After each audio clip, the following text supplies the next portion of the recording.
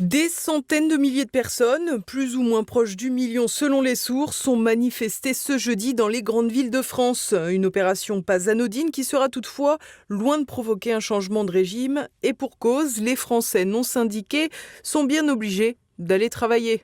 Les centrales, elles, étaient toutes mobilisées dans les rues à l'image de Force ouvrière. Changement de politique complète. Il prend le budget Bayrou, il le déchire, il le met à la poubelle. Et qu'est-ce qu'il leur propose à la place ?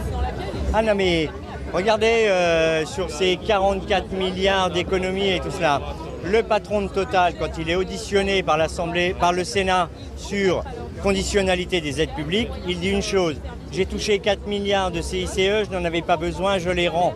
Et bien peut-être que c'est pour ça que Sébastien Lecornu a arrêté la suppression des 2 jours fériés. L'argent, il y en a. Il faut juste de la justice fiscale et juste de la justice sociale. Un son de cloche pas très éloigné du discours de la CFDT. On lance un avertissement très clair au gouvernement et à Sébastien Lecornu, qui est Premier ministre et qui nous dit être ouvert à la discussion. Je pense qu'on a posé des lignes claires sur le fait qu'on était tous contre la réforme de l'assurance chômage, par exemple, qu'on voulait un budget de justice sociale, fiscale et écologique. Donc c'est important aujourd'hui que le message qu'envoie le monde du travail aux responsables politiques et aux employeurs qui ne doivent pas se dédouaner de leurs responsabilités, qu'aujourd'hui, il y a un budget qui doit être construit et qui ne peut pas se faire sur le seul dos des travailleurs et des travailleuses. Du côté de la CGT, Sophie Binet a trouvé la solution miracle. La colère est immense, la détermination l'est autant. Si moi, le message que j'ai à dire aujourd'hui à Monsieur Lecornu, c'est que c'est la rue qui doit écrire le budget. Et si ça n'est pas le cas, c'est Monsieur Lecornu qui finira à la rue. Un soupçon de gilet jaune, une grosse dose de syndicalisme et un mélange hors sol qui ne devrait pas accoucher de grand-chose. Un peu comme les déclarations de la patronne des Verts, Marine Tondelier. Le fait que tous les syndicats soient réunis en intersyndicale veut dire beaucoup. Le fait que tous les partis politiques progressistes aient appelé à cette manifestation également. Et donc oui, c'est un grand jour. Et le succès de cette manifestation n'est pas juste un succès de nous en termes de mobilisation. Ce que ça veut dire, c'est que les Français ont décidé de relever la tête et de se battre pour leur dignité. Pour une raison bien simple, c'est que le pacte social est au bord de la crise de nerfs, mais pour des raisons évidentes qui ne sont plus contestables. Cette année, on a franchi le niveau record de 9,8 millions de personnes pauvres dans ce pays. 57% des Français connaissent au moins une personne pauvre dans leur entourage. C'est 42% des Français qui gagnent le SMIC ou moins, qui déjà en 2023, donc ça a augmenté depuis, disaient se priver d'au moins un repas par jour pour raisons financières. C'est là qu'on en est. Et pendant ce temps-là, donc on a des chiffres de pauvreté records depuis 30 ans. Et quand on regarde ces 30 dernières années, eh bien, les 500 plus grosses fortunes de ce pays ont vu leur fortune multipliée par 14. Concrètement, Marine Tondelier valide presque nettement la récupération politique. En d'autres termes, l'extrême gauche surfe sur la détresse sociale créée par Emmanuel Macron, que l'extrême gauche a remis au pouvoir par de drôles de jeux d'alliance et de barrages contre nature, aussi bien à la présidentielle de 2022 qu'aux dernières élections législatives de 2024. L'extrême gauche violente a quant à elle aussi essayé de se mobiliser pour le plus grand plaisir de Bruno Retailleau, qui communiquait déjà à 10h sur les actions de sa police. Il y a eu jusqu'à 10h dans toute la France 230 actions sur la voie publique, 95 tentatives de blocage de sites et 10 000 personnes qui étaient engagées dans ces actions. Pour le moment, il n'y a eu qu'un seul sabotage, une tentative, c'était en Martinique. À 10h, ce que l'on peut constater aussi, c'est que les forces de l'ordre avaient procédé à 58 arrestations, dont 11 à Paris. Bruno Retailleau a également confié qu'environ 8000 individus dangereux étaient redoutés dans le pays. On ignore ce qui est compté dans ce chiffre, mais on s'étonne de la déclaration. En effet, si ces individus sont identifiés, ils devraient donc être maîtrisés par les pouvoirs publics. En réalité, le ministre de l'Intérieur profite de ces mouvements sociaux pour revêtir un costume sécuritaire, alors même que les criminels, y compris étrangers, passent toujours allègrement entre les mailles du filet.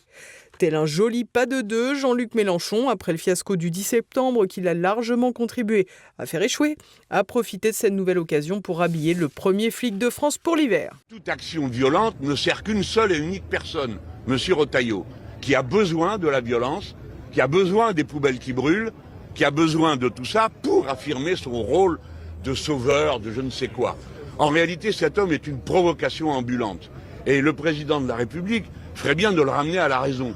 Qu'a-t-on à faire d'un dirigeant politique national qui passe son temps, vous avez vu à quoi, exciter les uns contre les autres, à se taire quand il y a certains crimes islamophobes ou racistes qui n'ont pas l'air de le déranger plus que ça. En réalité, comme aux élections, Jean-Luc Mélenchon et la Macronie jouent dans la même cour et favorisent chacun à leur façon le parti de l'ordre qui resserre les rangs autour d'Emmanuel Macron, permettant ainsi sa survie. Du côté de Matignon, on a assuré suivre la situation de très près, Sébastien Lecornu se disant même attentif aux revendications faites ce jour. En réalité, tout porte à croire que le nouveau Premier ministre dégainera quelques mesures qui n'auront aucun impact positif sur la vie des Français. Son annonce de suppression des services offerts aux anciens de Matignon a d'ailleurs été évaluée par certains observateurs. Elle permettrait une économie inférieure à 100 000 € par mois pour l'État.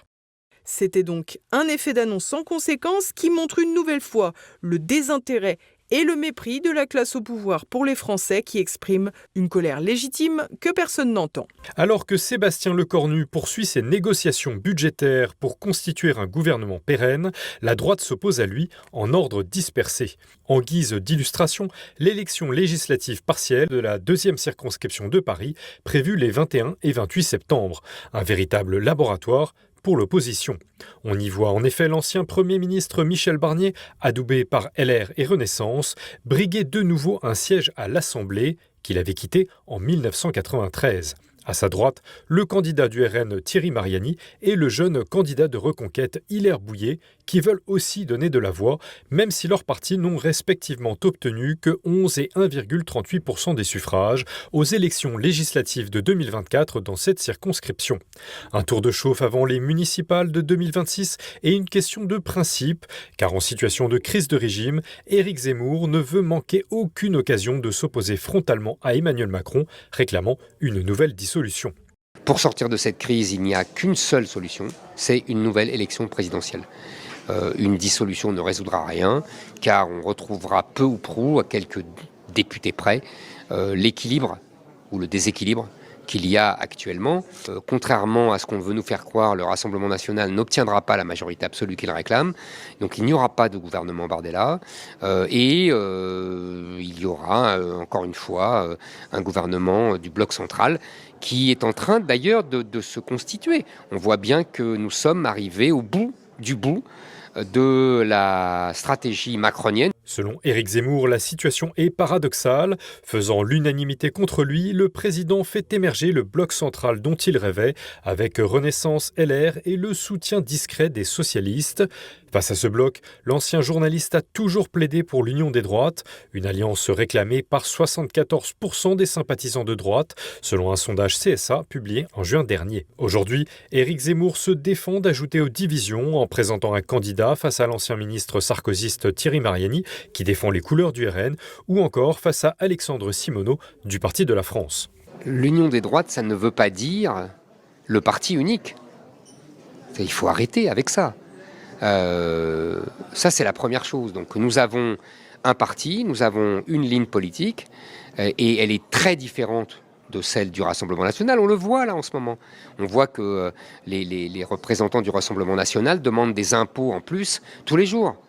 Nous faisons le contraire. Nous ne voulons plus un seul impôt supplémentaire et nous voulons des baisses massives d'impôts. Et on pourrait prendre les autres sujets où nous avons des positions différentes du Rassemblement national. Bon, donc à partir de là, deuxièmement, pour faire une union en politique, il faut être le plus fort.